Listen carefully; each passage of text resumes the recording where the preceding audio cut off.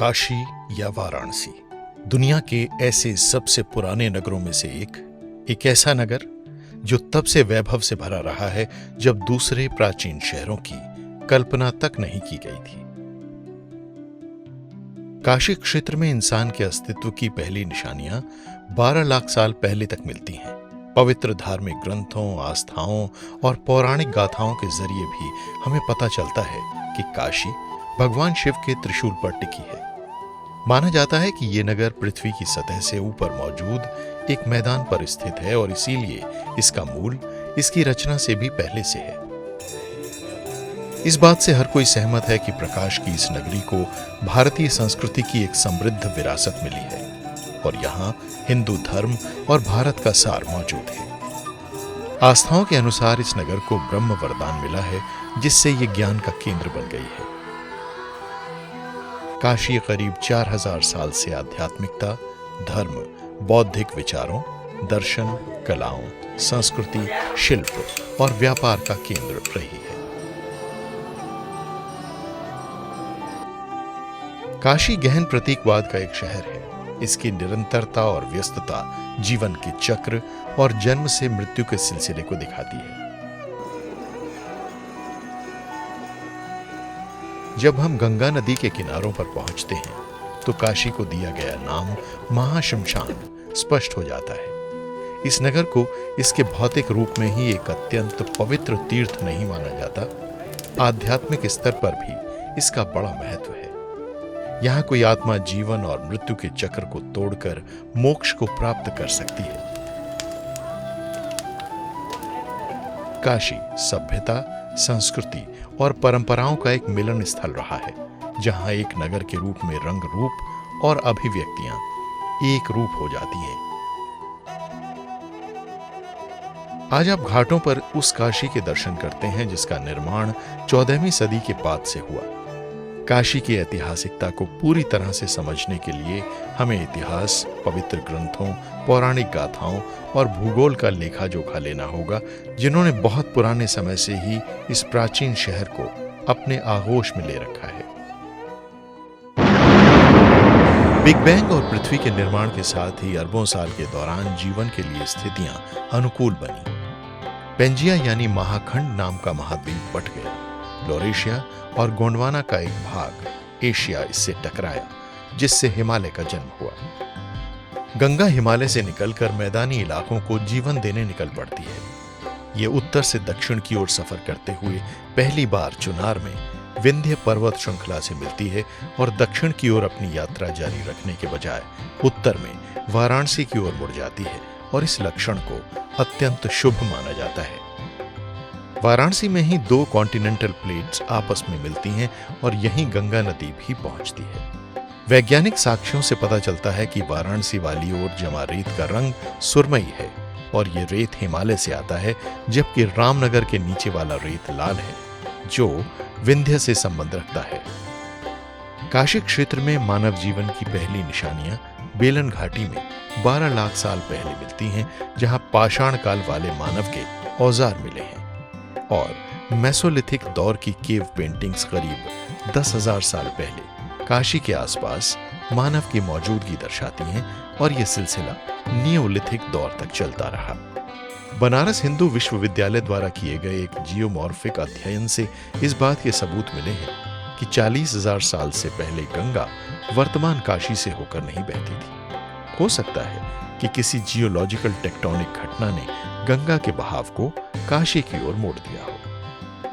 गंगा हलचल से भरी रही और अगले 30,000 साल के दौरान ये एक तय मार्ग से होकर नहीं बहती रही।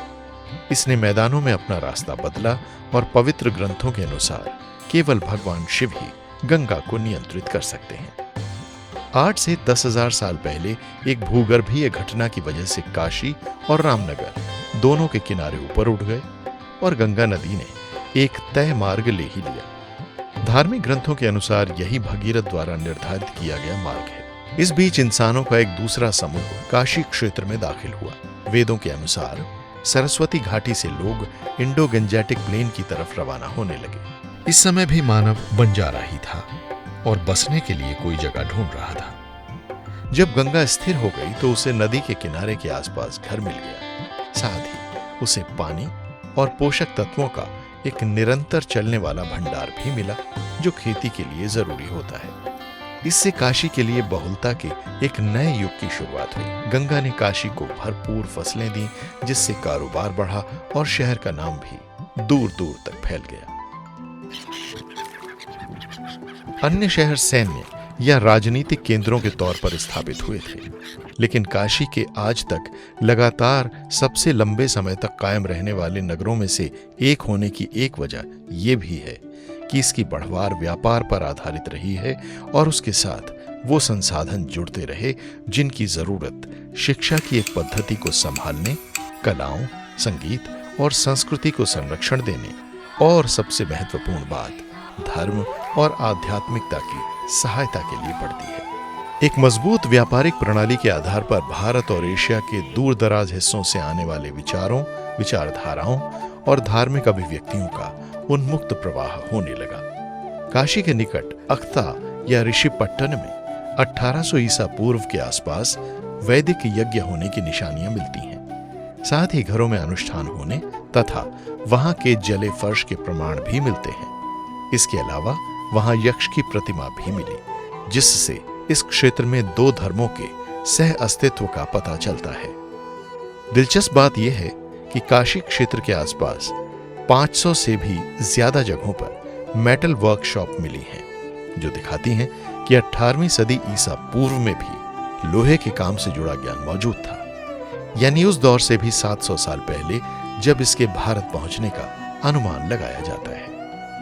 काशी जनपद या आम लोगों की बस्ती यहां मौजूद 58 जनपदों में से एक है। ये काशी के सबसे शुरुआती शासक हैं। आसपास के पड़ोसी इलाकों को अपने साथ मिलाकर जनपद 16 महाजनपदों में बदल गया। जातक कथाओं में काशी महाजनपद का जिक्र है, जिसकी राजधानी वाराणसी थी, जो अपनी समृद्धि और धन वैभव के लिए मशहूर थी। वाराणसी के तट पर सबसे शुरुआती शहर इसी दौर में राजघाट पर मिलता है, जहां गंगा और वरुणा दोनों मिलती हैं। 7वीं 8वीं सदी ईसा पूर्व में राजघाट एक समृद्ध शहर था। व्यापार में समृद्धि आने के साथ ही वाराणसी में धर्म और आध्यात्मिकता में भी वृद्धि होती रही। 8वीं सदी ईसा पूर्व में काशी में 23वें तीर्थंकर पार्श्वनाथ का जन्म हुआ। कुल मिलाकर काशी में 4 जैन तीर्थंकरों का जन्म हुआ। इनमें 7वें तीर्थंकर सुपार्श्वनाथ, 8वें चंद्र प्रभु, 11वें श्रेयांशनाथ भी शामिल हैं। इस तरह काशी जैन धर्मावलंबियों के लिए एक महत्वपूर्ण तीर्थ बनकर उभरा। काशी के निकट मौजूद है सारनाथ या मृगदेव या ऋषिपट्टन, यानी ऋषियों और साधु संतों का आवास। बोध गया में बोध प्राप्त करने के बावजूद गौतम बुद्ध ने काशी और सारनाथ आकर अपना पहला उपदेश देने का निर्णय किया। क्यों? शायद इसलिए कि अगर यदि उनके उपदेशों को यहाँ मान्यता मिलती तो उनकी स्वीकार्यता का स्तर बढ़ जाता। तो ज्ञान और आध्यात्मिकता के ऐसे केंद्र के निवासियों द्वारा अपने उपदेशों को अपनाने की संभावना उन्हें काफी उत्साहित कर रही थी। बुद्ध उत्तर पथ पर चलकर काशी पहुंचे। उन्होंने हजारों साल से यहाँ आ रहे अन्य यात्रियों की ही तरह वाराणसी में नदी को पार किया। सारनाथ पहुंचे, धर्म चक्र परावर्तन को घुमाया, धर्म, 4 शाश्वत सत्यों और 8 योग्य मार्गों को बताने वाला अपना पहला संदेश दिया। जब गौतम बुद्ध ने कुशीनगर में निर्वाण प्राप्त किया तो उनके शरीर को ढकने वाला वस्त्र काशी से लाया गया। 5वीं सदी ईसा पूर्व में काशी में यह कला इतनी शानदार और मशहूर थी। सम्राट अशोक बुद्ध की निर्वाण प्राप्ति के 2 शताब्दी बाद सारनाथ आए थे और उन्होंने यहाँ कई स्मारक बनवाए। इनमें धामेश स्तूप, एक मोनोलिथ कॉलम, पत्थर की एक मोनोलिथिक रेलिंग शामिल है। यहाँ स्थापित अशोक की सिंह राजधानी आज स्वतंत्र भारत का राष्ट्रीय चिन्ह है। इसे अब सारनाथ संग्रहालय में रखा गया है। सारनाथ के पुरातात्विक अवशेष दिखाते हैं कि हर नई पीढ़ी ने उन स्मारकों और प्रतीक चिन्हों के शुरुआती हिस्सों को सुरक्षित रखने को लेकर चिंता जताई। इस तरह नैतिकता, आध्यात्मिकता और तकनीकी विकास के बीच एक संतुलन दिखाया गया। साथ ही कला और पारंपरिक ज्ञान के साथ साथ सांस्कृतिक विरासत को भी सम्मान दिया गया। नागा राजाओं भारशिवा ने अपनी पीठ पर शिवलिंग को ढोते हुए काशी नगरी में अपने शासन की शुरुआत शायद अश्वमेध यज्ञ यानी घोड़े की बलि के साथ की होगी। यह परंपरा गुप्त काल के दौरान भी जारी रही और शायद इसी से दास अश्वमेध घाट को अपना नाम मिला। गुप्त काल भारत के लिए धार्मिक सशक्तिकरण और बदलावों वाला दौर था। इस स्वर्णिम युग के दौरान हिंदू धर्म की वैष्णव परंपरा की शुरुआत हुई। जब चीन का एक यात्री फाहियान 5वीं सदी में चंद्रगुप्त द्वितीय के शासनकाल के दौरान काशी और सारनाथ आया तो उसने यहां मिलने वाले 4 बड़े स्तूपों और 2 मठों के बारे में लिखा। शिव या विश्वनाथ के पहले दर्ज मंदिर का निर्माण 490 ईस्वी में हुआ था, यानी फाहियान की यात्रा के दौरान। 7वीं सदी के पहले हिस्से में कन्नौज के शासक हर्ष के शासनकाल में चीन का बौद्ध तीर्थयात्री हुएनसांग इस नगर में पहुंचा। उसने काशी को एक ऐसा शहर बताया जो घनी आबादी वाला, समृद्ध और ज्ञान का केंद्र था। पक्का महल या वर्तमान में विश्वनाथ मंदिर वाले क्षेत्र में घूमते हुए उसने लिखा कि इस शहर में घरों के बीच पतली गलियां हैं, बागीचे और उद्यान हैं और कमल के फूल वाले तालाब हैं। उसे यहाँ शिव मंदिरों और पूजा स्थलों की अधिकता दिखाई दी जो पत्थर और लकड़ी के खूबसूरती से तराशे गए स्तंभों और छतों से सजे थे। काशी में आदि शंकराचार्य के आगमन से ब्राह्मण विचारधारा पुनर्जीवित हुई। यहां उन्होंने ब्रह्म सूत्र पर अपने भाषण पूरे किए और अद्वैत की स्थापना की। उन्होंने भारत के 4 कोनों में पवित्र तीर्थों की भी स्थापना की। इससे पूरे देश में एक औपचारिक तीर्थ मार्ग बन गया। माना जाता है कि एक दिन जब शंकराचार्य घाटों की ओर जा रहे थे तो उनका सामना एक चांडाल से हुआ जो अपने कुत्तों को घुमा रहा था। शंकराचार्य ने उससे एक ओर हटने को कहा तो चांडाल ने उत्तर दिया, मैं किससे दूर हटूं, आत्मा से कि शरीर से? उसने अद्वैत के महान वक्ता शंकराचार्य से यह सवाल पूछा, क्या कोई ऐसी जगह है जहां ईश्वर न हो?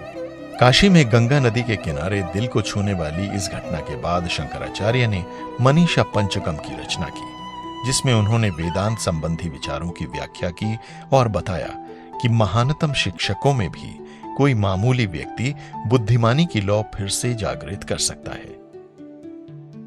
11वीं और 12वीं सदी में गहादवलास ने मजबूत नेतृत्व प्रदान किया और करीब 2000 साल के बाद पहली बार काशी नगरी को राजनीतिक महत्व हासिल हुआ। यह काशी का सुनहरा दौर था। गहादवलास राजा खुले विचारों वाले और उदार थे।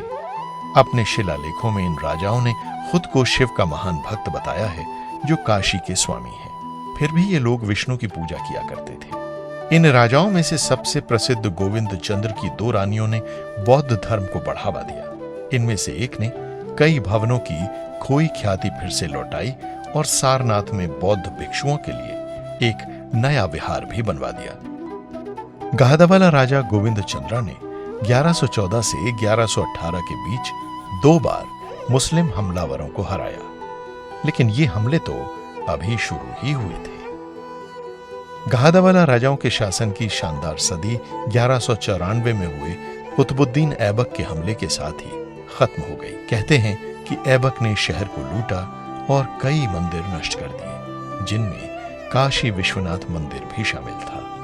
इस अवधि में काशी को सबसे ज्यादा मुश्किलों का सामना करना पड़ा, लेकिन फिर भी ये शहर लोगों के दिलो दिमाग में जीवित रहा। अपने आध्यात्मिक गौरव और धार्मिक महत्व के कारण दूर दूर से आने वाले श्रद्धालुओं ने इस नगर को हमेशा दोबारा बना दिया। सबसे मुश्किल दौर में भी भारत की आध्यात्मिक परंपराओं के अनुसार जब काशी शहर के साथ कोई नया रंग जुड़ा तो ये वहां के बाकी रंगों के साथ मिलकर आगे बढ़ने लगा। लेकिन साथ ही इस नगर ने दुनिया की आध्यात्मिक राजधानी होने के खिताब को भी कायम रखा। कदमेश्वर मंदिर 12वीं सदी ईसा पूर्व में बना था। ये आज भी मौजूद है और काशी के सबसे पुराने लेकिन आज भी स्थित मंदिरों में से एक है। इस दौर की ज्यादा निशानियां अब नहीं बची हैं। विश्वनाथ मंदिर के स्थान पर रजिया सुल्ताना द्वारा बनवाई गई मस्जिद भी 13वीं सदी की है। 1302 में सबसे पहले मणिकर्णिका घाट से घाटों को पत्थर में बदलने की शुरुआत हुई। मुगल सम्राट अकबर ने अपने शासन में ज्यादा धार्मिक आजादी दी। अकबर के दरबार में राजपूत मानसिंह और टोडरमल वरिष्ठ मंत्री थे। इसके अलावा भी अनेक राजा और रानी बनारस के मंदिरों की मरम्मत, पुनर्निर्माण और नए मंदिरों तथा घाटों के निर्माण में उनके साथ मिल गए। भक्तिवाद की नई लहर के उत्पन्न होने और फैलने के साथ ही काशी ने एक नई भोर के दर्शन किए। अब प्राचीन संस्कृत साहित्य हिंदी में उपलब्ध था और आम लोग हिंदी ही बोला करते थे। इससे हिंदू धर्म पुनर्जागृत हुआ। संत तुलसीदास ने काशी के घाट पर रामचरितमानस पूर्ण की, जो आज हिंदू धर्म के सबसे महत्वपूर्ण पवित्र ग्रंथों में से एक है। इससे शैववाद और वैष्णववाद के बीच का करीबी रिश्ता और मजबूत हुआ। इस अवधि के एक मुख्य क्रांतिकारी समाज सुधारक थे रामानंद, और उनके कार्य को आगे बढ़ाने वाले सबसे प्रमुख व्यक्ति थे कबीर, जिन्होंने अंधविश्वास और जात पात से जुड़े भेदभाव को चुनौती दी। उन्होंने लिखा था, सभी मार्ग प्रेम के मार्ग में जा मिलते हैं, चाहे धर्म हिंदू हो या इस्लाम। हम ही अपने फायदे के लिए उन्हें सीमाओं में बांधते हैं और आपस में भेदभाव करते हैं। उनके एक करीबी मित्र थे संत रविदास, जो जूते गांठने का काम करते थे। उन्होंने कहा था, जात पात में कुछ नहीं रखा है, प्रेम के बल पर ही इस जगत को जीता जा सकता है। गुरु नानक भी एक समकालीन संत और सिख धर्म के संस्थापक थे। वो भी काशी गए थे और इन सभी गुरुओं के उपदेशों में समानता नजर आती है। इन सभी संतों, कवियों और समाज सुधारकों ने एक निराकार की विचारधारा को ही आगे बढ़ाया। 1719 में अवध के नवाब सादत खान ने मनसाराम को राजस्व इकट्ठा करने की जिम्मेदारी सौंप दी। इस प्रकार वो बनारस के नए राजवंश काशी राज के संस्थापक बने। 17वीं सदी से महाराष्ट्र के ब्राह्मणों की बड़ी बड़ी बस्तियां काशी में बसने लगीं और इनके साथ ही वैदिक ज्ञान का भी पुनर्जागरण होने लगा।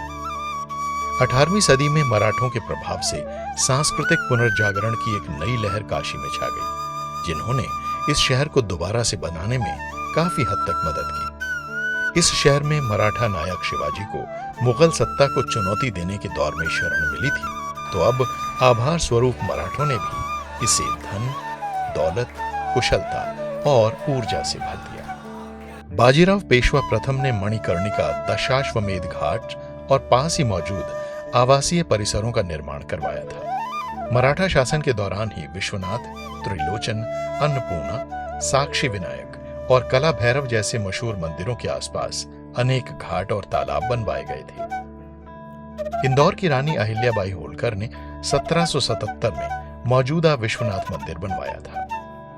नगर ने फिर से अपना पूर्व गौरव प्राप्त किया और यहाँ की शिक्षा प्रणाली में फिर से जान डाली गई। माना जाता है कि 1760 और 1800 के बीच शहर में लगभग 500 मठों का निर्माण किया गया था। मनसाराम के वंशज बलवंत सिंह ने बनारस सूबे पर अपने नियंत्रण को बढ़ाया और मजबूत किया। 1752 में वो अपने मुख्यालय को गंगापुर से रामनगर ले गए, जो गंगा नदी के पार था। 1763 में उन्होंने एक किला बनवाया, जो आज भी उनके परिवार का आवास है। 1750 से 1790 के दौरान बनारस सबसे तेजी से बढ़ते शहरों में से एक था। उत्तर भारत की एक वाणिज्यिक राजधानी, शहर को अपने आसपास होने वाली भरपूर कृषि फसलों से लगातार लाभ मिलता रहा। अवध के नवाब ने बनारस को ईस्ट इंडिया कंपनी को सौंप दिया था। 1775 में बलवंत सिंह के बेटे चेत सिंह ने मद्रास में वॉरेन हेस्टिंग्स वॉर में मदद करने की मांग को ठुकरा दिया। परिणाम स्वरूप उन्हें खुद को बचाने के लिए वनवास झेलना पड़ा। 1782 में बनारस राज्य ईस्ट इंडिया कंपनी का एक भाग बन गया। पास ही मौजूद सारनाथ में एक बाजार के निर्माण के दौरान इत्तेफाक से वहां कुछ खंडहर मिले। काशी सारनाथ में पहली बार ऐसी प्राचीन चीजें मिली थीं और फिर इस जगह पर पुरातात्विक खोजबीन का दौर शुरू हो गया। इस बीच अहिल्याबाई के विश्वनाथ मंदिर की ख्याति के कारण शासकों ने इसके वैभव को अपने अंशदान से और समृद्ध करना शुरू किया। इनमें अंग्रेज भी शामिल थे। 1781 में वॉरेन हेस्टिंग्स ने बनारस के मजिस्ट्रेट अली इब्राहिम खान को मंदिर का एक भव्य द्वार बनाने का निर्देश दिया। 24 कक्षों वाली दीर्घा में ज्ञानवापी कुआं मौजूद था, जिसे 1828 में ग्वालियर की रानी बैजाबाई सिंधिया ने बनवाया था। 1839 में सिख शासक महाराजा रंजीत सिंह ने विश्वनाथ मंदिर के शिखरों और गुंबदों पर सोने के पत्थर लगवाए। बनारस का शहरी क्षेत्र 19वीं सदी के दौरान दक्षिण में और पश्चिम में नदी के किनारे किनारे फैलता रहा। काशी को वर्तमान रूप देने में मदद करने वाले एक शिल्पकार थे जेम्स प्रिंसेप। वो 1819 से 1830 तक बनारस में मिंट के ब्रिटिश ऐसे मास्टर थे और उन्होंने कई तरह से काशी को निखारने में मदद की। उन्होंने यहाँ का पहला नक्शा छापा और शहर की भरोसेमंद जनगणना के साथ साथ सर्वे भी किया, जिसके मुताबिक उस समय बनारस में 333 मस्जिदें थीं और कम से कम 1000 मंदिर मौजूद थे।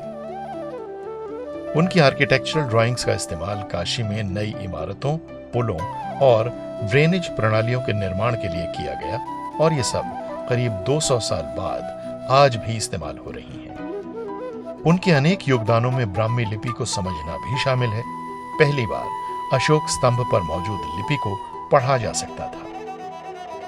1816 में बैप्टिस्ट सोसाइटी ऐसी पहली ईसाई संस्था बनी जिसने सिगरा और गडोला चौराहे पर इस पवित्र शहर में एक मिशन की स्थापना की। काशी के ताने बाने में आस्था का एक और धागा जुड़ गया। 1825 में ग्वालियर की रानी बैजाबाई सिंधिया ने मणिकर्णिका घाट पर रत्नेश्वर मंदिर बनवाया और 3 साल बाद यह मंदिर एक ओर से झुक गया और काशी के घाटों पर एक अनोखी निशानी बन गया। 1827 में महानतम उर्दू शायरों में से एक मिर्जा गालिब कलकत्ता जाते हुए काशी पहुंचे। हालांकि वो बीमार थे, लेकिन इस शहर की जलवायु ने उन्हें स्वस्थ होने में मदद की। गालिब को शहर की आबो हवा पसंद आई और इसीलिए उन्हें काशी से लगाव हो गया। वो कहते हैं कि काशी धर्मनिरपेक्षता की एक कमाल की मिसाल है और ये खूबी भारत की जान है, जैसा कि उनकी रचना चिराग-ए-दैर में देखा जा सकता है। आजादी की पहली लड़ाई के समय से ही काशी स्वतंत्रता आंदोलन का एक भाग रही थी। 1857 में प्रथम स्वतंत्रता संग्राम के बाद भारत ब्रिटिश साम्राज्य का ही एक हिस्सा बन गया था। 19वीं और 20वीं सदी में बनारस में अनेक शिक्षा संस्थान स्थापित हुए। 1898 में थियोसॉफिकल सोसाइटी इन इंडिया की संस्थापक एनी बेसेंट ने सेंट्रल हिंदू कॉलेज की शुरुआत की।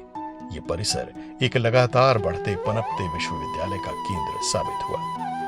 1904 में महान समाज सुधारक मदन मोहन मालवीय ने एक आधुनिक हिंदू विश्वविद्यालय के लिए अभियान चलाना शुरू किया, जो प्राचीन सांस्कृतिक परंपराओं और आधुनिक विज्ञान के बीच लाभकारी अंतःक्रिया के लिए एक मंच मुहैया कराने वाला था। एनी बेसेंट ने बनारस हिंदू यूनिवर्सिटी बनाने के लिए सेंट्रल हिंदू कॉलेज दे दिया। काशी स्वतंत्रता आंदोलन का एक महत्वपूर्ण हिस्सा रहा, चाहे बनारस हिंदू यूनिवर्सिटी हो, संस्कृत कॉलेज या फिर भारत माता मंदिर। महात्मा गांधी कई बार काशी आए थे और यहीं स्वतंत्रता आंदोलन की नींव मजबूत हुई। इस आंदोलन के अनेक जाने माने समर्थकों में Annie Besant, Madan Mohan Malaviya, professor Acharya Kripalani और लाल बहादुर शास्त्री शामिल थे।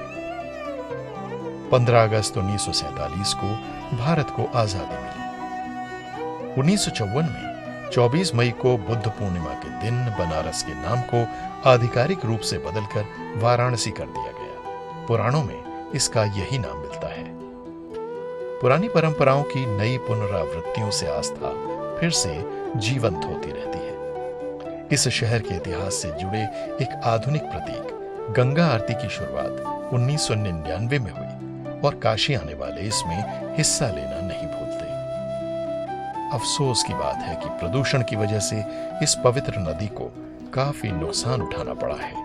गंगा नदी को बचाने के लिए कई कोशिशें शुरू की गई हैं और भारत को आजादी मिलने के 67 साल बाद 2014 में अब वाराणसी में फिर से जान डालने का एक नया दौर शुरू हो गया है और इस प्रकाश नगरी में अब एक नई ऊर्जा का आभास होता है। अनंत काल से दूर दूर से लोग वाराणसी आते रहे हैं।